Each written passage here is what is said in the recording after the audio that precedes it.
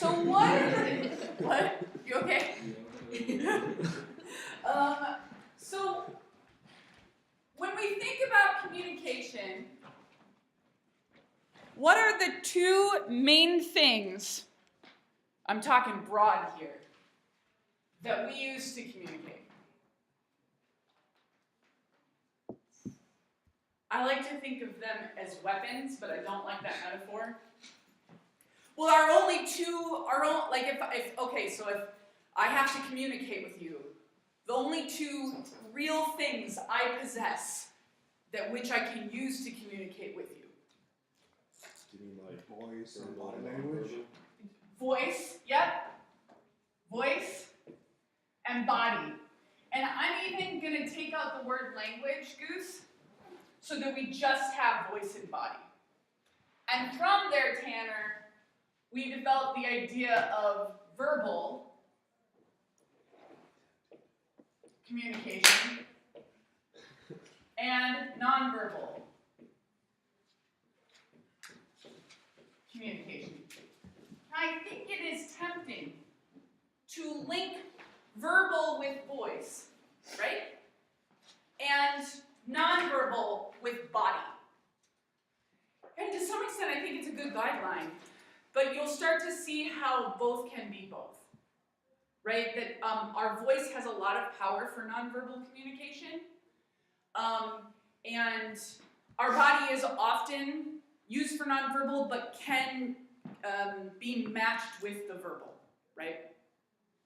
So the place I'm going to start, and I want a different color marker. Do I not get it? Oh, yeah. So the place I'm going to start is the vocalics.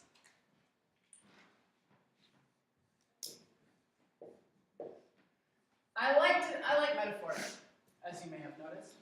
And I like to think that if your communication is coming out of your voice, that these are the ingredients you are using to make that communication.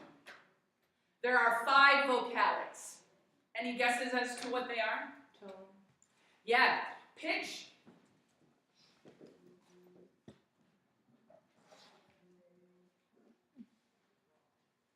Volume. Yep. Yep.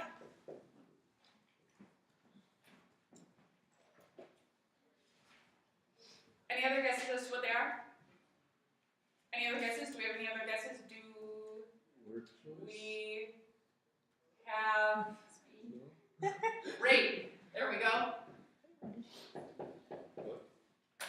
And then, so with word choice, it's more specifically how the words are coming out, right? And we call that articulation. And then the one that goes with that is pronunciation.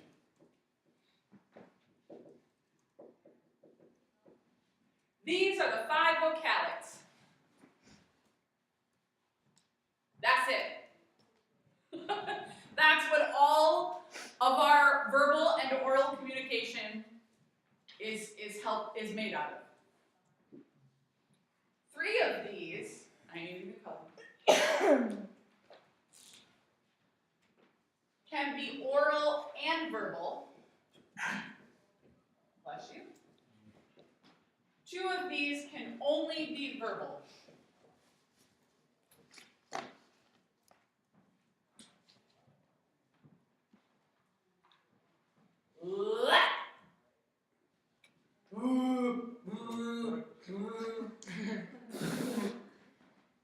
That's oral. Oral just means mouth.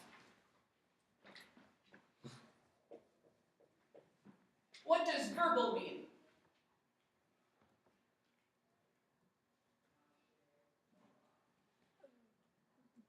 It's really simple. Okay. Words. Verbal just means words or language, right? So these 3 can happen whether I am forming words or whether I am just making oral noises.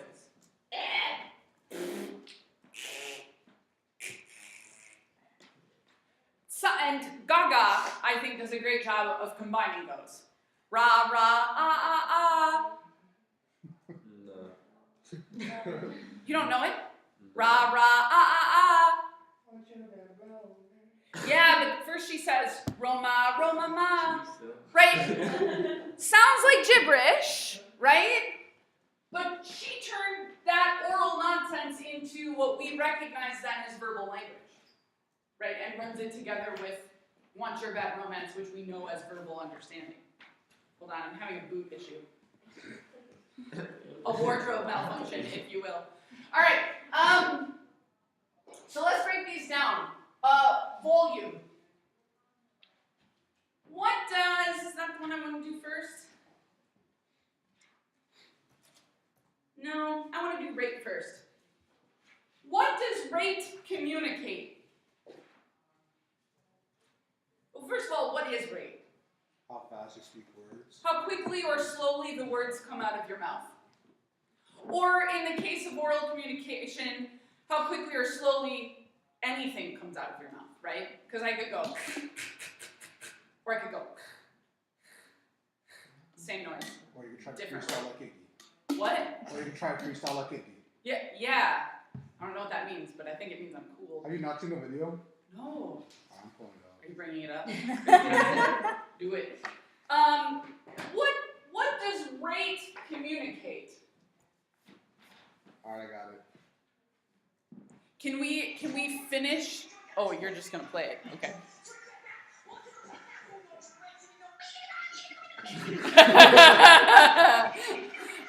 Email that to me so I can attach it to for the online class. Got it. Because they're gonna want to know what the heck we're doing. What does rate communicate? Could be like how excited you are about it. Emotion. Yes. Rate communicates emotion and that control of that emotion. Do you hang out with kids much? Right? So I have a fake daughter. Have we talked about my fake daughter, Mandy? Yeah. And one of the, I mean, it's much more complicated than this, but Mandy, she was adopted from Romania, and Mandy's family, once she got older, did not enjoy her. They didn't know how to handle her, and the story I like to tell to sum this up is when she was in middle school and she would come home at the end of the day. And she would turn to her mother, Jody, I'm using mother in quotation, right, like the woman who adopted her, Jody, and she'd say, Mommy, guess what happened today at school? I'm gonna climb the tree and I did the penning and Jody would be like, because Jody has very specific rate, lots of controlled emotion. Mandy, not so much. Well, then I started nannying Mandy, and Mandy would come home and she'd say, guess what I did at school today? And I'd say, what did she do at school today? Oh my God, it's so awesome, right? Because I could match the rate of the uncontrolled emotion. This is when people are so excited, right, that their rate speeds up. And it doesn't necessarily mean that you have uncontrolled emotion. So I have spent the good majority of my life with people telling me to calm down. And sometimes it's legit, like sometimes I'm pretty high and I need to calm down. Sometimes this is just par for the course, right? I'm excited, I'm doing something and they'll say, calm down. And I'll be sort of taken aback, like what, why? I'm fine, this is good. But it's because I talk so fast that they are reading me as uncontrolled emotion, even when I feel like I have controlled emotion. I go back and forth on this because of the controversy, but he's such a good example that I still use this sometimes. But Bill Cosby has many skits that he did over the years. So he has this famous one called Chocolate Cake, and it starts out like this. My wife woke me up 6 o'clock in the morning. She said, I want you to go downstairs and cook the children breakfast. I said, but dear, they just ate 12 hours ago. And I think of his skits, right? And how, I mean, when you listen to them, I'm not exaggerating, they're that slow, right? Incredibly controlled performative emotion on stage. Question? questions on rate? Let's go to pitch. What's the biggest thing pitch communicates?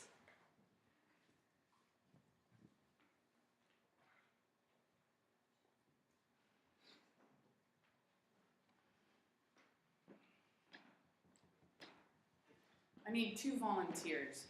You don't have to do much. You can just sit in your seats. No, you can't volunteer other people. That violates safe space. I mean, I guess your age, if you're younger, you have a higher pitched voice. Close, not quite. So, Goose, will you help me out? Sure. Okay, I need somebody else. Will you help me out? Great. I need everybody else to close their eyes. When I point at you, you're going to say, "Good morning, how are you?" Are you ready? Sure. Okay. Good morning, how are you? Good morning, how are you? Good morning, how are you? Good morning, how are you? Good morning, how are you? Good morning, how are you? Good morning, how are you? Good morning, how are you? What is the main thing pitch communicates? Who it is? In what way? Gender. There we go. Gender. So simple. Men's voices are on average an octave lower than female voices. Stop. What? I have a really low voice. So do I. Yeah. I always joked that if I ever went into radio, they'd be like, "Who's that nice man on the radio?" Right? Seriously? Yeah. During roll call, everybody, all the girls would be like, "Here," and I'm like, "Here." She says it deeper than her brother, too. Have you ever been misgendered on the phone? Not openly. No. Yeah. Not that I knew of, right? Has anybody, especially boys, did you ever get mistaken for your mother? Yeah, like when right, and then was there like an awkward embarrassment, right? Because the person is really like, "Oh, so sorry," right? His mom's the best.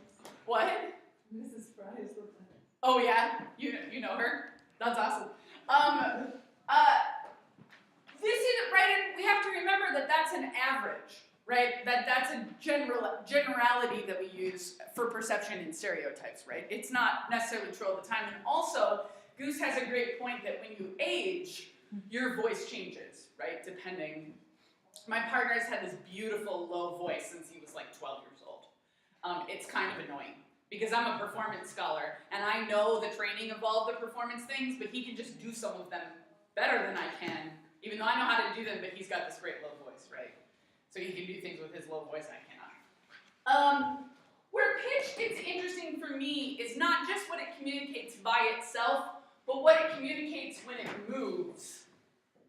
What does rising pitch communicate? Could be scared. Sure. I mean, But- Excitement. What? Excitement, anger. a question. Uncertainty. There you Rebecca, I like your sweatshirt. Oh. Daryl, it's nice you're eating. It's good to see you today, Derek. Rebecca, I like your sweatshirt. Daryl, it's nice you're eating. Derek, it's nice to see you today. Same words, totally different pitch, right? Rising communicates uncertainty. Falling is certainty or finality.